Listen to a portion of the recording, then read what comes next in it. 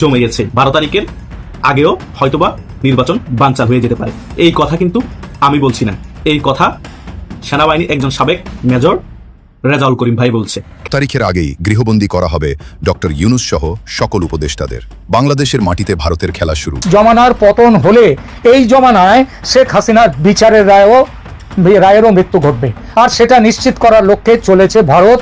আর ইতিমধ্যেই almost done, আমি আবার বলছি অলমোস্ট ডান। সুতরাং 12 ফেব্রুয়ারি ভোট হচ্ছে না, ইউনূস যাচ্ছেন, নতুন তত্ত্বাবধায়ক সরকার আসছে। ডক্টর মোহাম্মদ ইউনূস অন্তর্বর্তীকালীন সরকারের প্রধান উপদেষ্টা আর সেনাপ্রধান ওয়াকারুজ্জামানের মধ্যকার দ্বন্দ্ব আবারও চরমে উঠেছে। আসসালামু আলাইকুম দর্শক, এইমাত্র পাওয়া তাজা খবর। দর্শক, অবশেষে কি সকল জল্পনা কল্পনা শেষ? যা বাবা হচ্ছিল তা কি এবার সত্যিই ঘটতে চলেছে? ডক্টর ইউনূসকে কি আসলেই গৃহবন্দী করেছে? দর্শক, বাংলাদেশের মাটিতে এত নিরাপত্তা তৎপরতা কেন? ভারতের বিশেষ আগ্রহ, রাজনীতির ভেতরের নীরব চাপ, সব মিলিয়ে দেশজুড়ে আতঙ্ক শুরু হয়েছে। দর্শক, এ বিষয়ে বিস্তারিত আলোচনা করা হয়েছে এই ভিডিওতে, তাই 1 সেকেন্ডও না টেনে পুরো ভিডিওটি দেখবেন। চ্যানেলে নতুন হলে সাবস্ক্রাইব করে রাখবেন পরবর্তী আপডেট পাওয়ার জন্য। ভিডিওতে একটি লাইক করে দেখতে থাকুন সম্পূর্ণ ভিডিওটি। যে সেই তদারকি সরকারের প্রধান হিসেবে শেখ হাসিনা দায়িত্ব নিতে পারেন, এই বিষয়টির বাস্তবতা কতখানি দেখা যাক। দেখুন, ভূ রাজনীতির দাবার বোর্ডে আমার গতকালের বিশ্লেষণটি হয়তো অনেকের কাছে বড় বেশি সাহসী এবং কৌতূহল উদ্দীপক মনে হয়েছে, কারো কারো মনে হয়েছে আমার সিদ্ধান্ত তথ্য নির্ভর নয়। এর উত্তরে বলি, রাজনীতিতে ও কূটনীতিতে অনেক কিছু পর্দার আড়ালে ঘটে। ভারত বলেছে বাংলাদেশে ভয়ঙ্কর পরিস্থিতি, গৃহযুদ্ধের মুখে বাংলাদেশ। মার্কিন দূতাবাসও ইতিমধ্যেই নির্বাচনের সময় সহিংসতার ব্যাপারে সতর্কতা জারি করে দিয়েছে। তাদের যারা বাংলাদেশে মার্কিন নাগরিকরা যারা আসতে চায় বা যারা আছে তাদের জন্য তৃতীয় ধরনের সংকেত সতর্কতা জারি করেছে। রাজনৈতিক চাপ দেখুন, এর সাথে সাথে আছে নিরাপত্তা উদ্বেগের সাথে। ভারতের নিরাপত্তা উদ্বেগ এবং আমেরিকার নতুন প্রশাসনের স্থিতিশীলতার নীতির চাপে শেষ মুহূর্তে নাটকীয় মোড় আসতে বাধ্য। তৃতীয়ত, গণভোটে জামাত জোট ও সরকারের পরাজয়ের সম্ভাবনা। আগে ভেবেছিল জামাত এবং ইউনূস সরকার, এরা ভেবেছিল যে ভোটের পক্ষে রায় নিয়ে তারা রাজত্ব চালিয়ে যাবে। বাংলাদেশের খ্যাতনামা সামাজিক মাধ্যম মানচিত্র 45,000 প্লাস মানুষের অংশগ্রহণে একটি বড়সড় জরিপ প্রকাশ করেছে, যেখানে 90% মানুষ হ্যাঁ ভোটের বিরোধিতা করেছে। অর্থাৎ জুলাই সনদ গৃহীত হচ্ছে না। ওদিকে সংসদ নির্বাচনেও বিএনপির জয় জয়কার বলে দিচ্ছে যে প্রায় সমস্ত জরিপকারী তারা বিএনপিকে জয়ী দেখাচ্ছে। তাহলে ভোট করে কেন নিজের বিপদ ডেকে নিয়ে আসা? সুতরাং নির্বাচন স্থগিতের ব্যাপক সম্ভাবনা। দ্বিতীয়ত, শেখ হাসিনার প্রত্যাবর্তন, এটি একটি জটিল সমীকরণ। শেখ হাসিনার দ্রুত দেশে ফেরার যে সম্ভাবনার কথা গতকাল বলেছি, এবং শেখ হাসিনা নতুন তদারকি সরকারের প্রধান হিসেবে ফিরবেন বলে যা বলেছি, তা বর্তমানে রাজনৈতিক ও আইনগতভাবে কঠিন মনে হতেই পারে অনেকের কাছে, বিশেষ করে আইনি বাধার কারণে, তার উপরে দেয়া মৃত্যুদণ্ডের কারণে।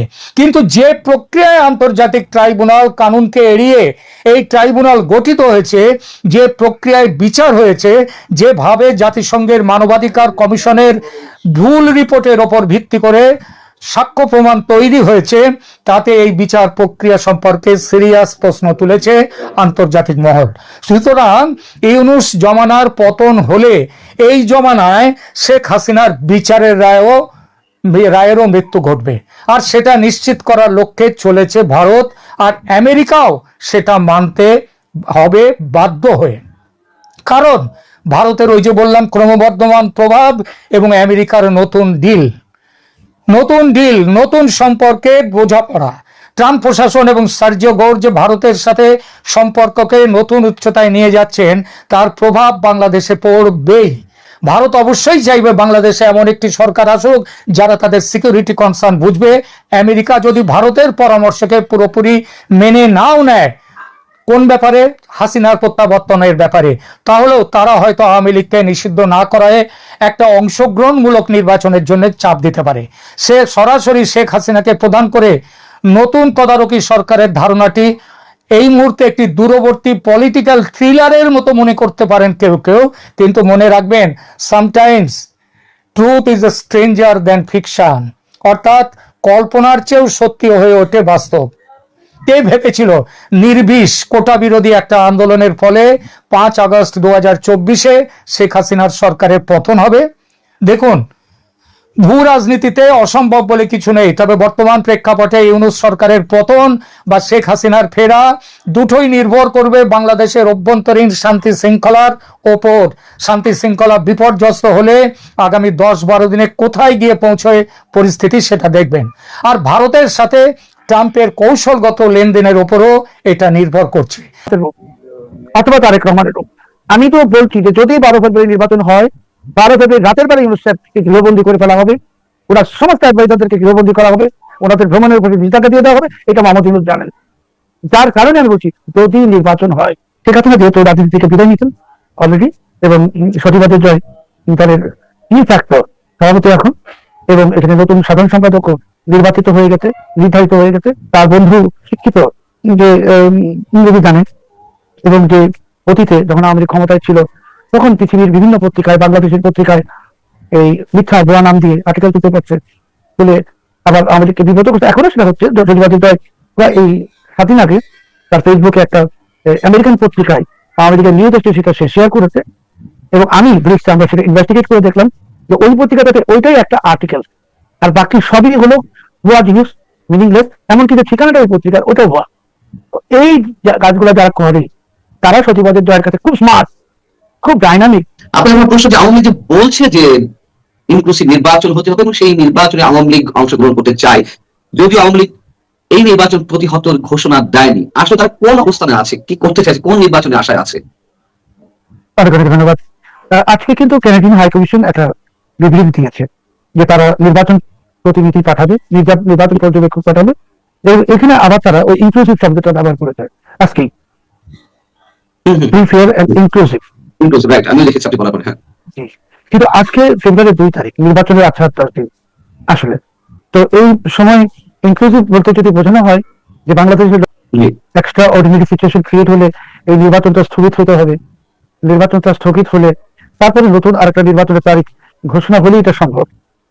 কাজেই ইনক্লুসিভ ইলেকশন ছাড়া বাংলাদেশে যদি কোনো সরকার আসে এবং টিকতে চায় তাহলে তাকে আওয়ামী লীগের চাইতে অনেক বেশি ক্রুয়েল হতে হবে, ব্রুটাল হতে হবে, অথরিটেরিয়ান হতে হবে। আপনার আমার বাক স্বাধীনতা কেড়ে নিতে হবে, আপনাকে আমাকে জেলে পাঠাইতে হবে, গুম খুন শুরু করতে হবে, কি কি সব ঘর আছে এইগুলো ঘর চালু করতে হবে। মানে আওয়ামী লীগ যা যা করছিল তার 4 গুণ বেশি। তাহলে এটা সম্ভব যে নির্বাচনের যারাই আসবে ক্ষমতায় তাদেরকে টিকে থাকতে হবে। ঠিক আওয়ামী লীগের যে পলিটিটা, মোহাম্মদ ইউনূস গত 18 মাসে আওয়ামী লীগের যে সাংবাদিক নির্যাতন নিবর্তন, এটার তো মাত্রা উনি মোটামুটি ছাড়াই গেছেন। কিন্তু নেক্সট যারা আসবে তারা যখন আপনাকে জেলে দিয়ে দিল, আপনার বিরুদ্ধে অভিযোগ কি, আপনি মুক্তিযুদ্ধের একটা অনুষ্ঠানে গেছেন, আপনাকে বানাই দিল সন্ত্রাসী। সন্ত্রাস যেমন আইনে মানে সন্ত্রাসী। এখন আনিস আলমগীর সাহেবকে দিয়ে দিতে সন্ত্রাসী, সাথে দুর্নীতিবাদ। আর একটু সময় গেলে ব্রিটিশ গভর্নমেন্ট যেটা আসবে দেখবেন সাংবাদিকদের ধরলে সন্ত্রাসের মামলা দিবে, ছিনতাই মামলা দিবে, চুরির মামলা দিবে, ইয়াবার মামলা দিবে। তো এই একটা অটোক্রেসি আসবে এই 12ই ফেব্রুয়ারি নির্বাচন যদি অনুষ্ঠিত হয়, এবং সেটা হয় আপনি দেখবেন এরাই আমাদের উপর যেরকম চড়াও হবে, একটা ব্রুটাল ডিক্টেটরশিপ। ওরা ইউনূস সাহেব সহ ওনার সমস্ত অ্যাডভাইজারকে অ্যারেস্ট করে ফেলবে। প্রিয় দর্শক, সম্পূর্ণ ভিডিওটি দেখলেন, অবশ্যই বুঝতে পেরেছেন ভিডিওটি গুরুত্বপূর্ণ।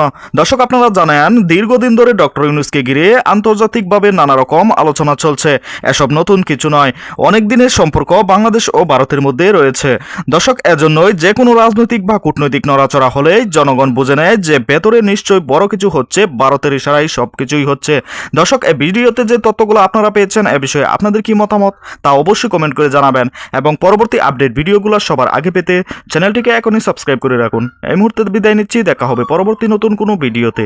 সে পর্যন্ত ভালো থাকুন, সুস্থ থাকুন। আসসালামু আলাইকুম।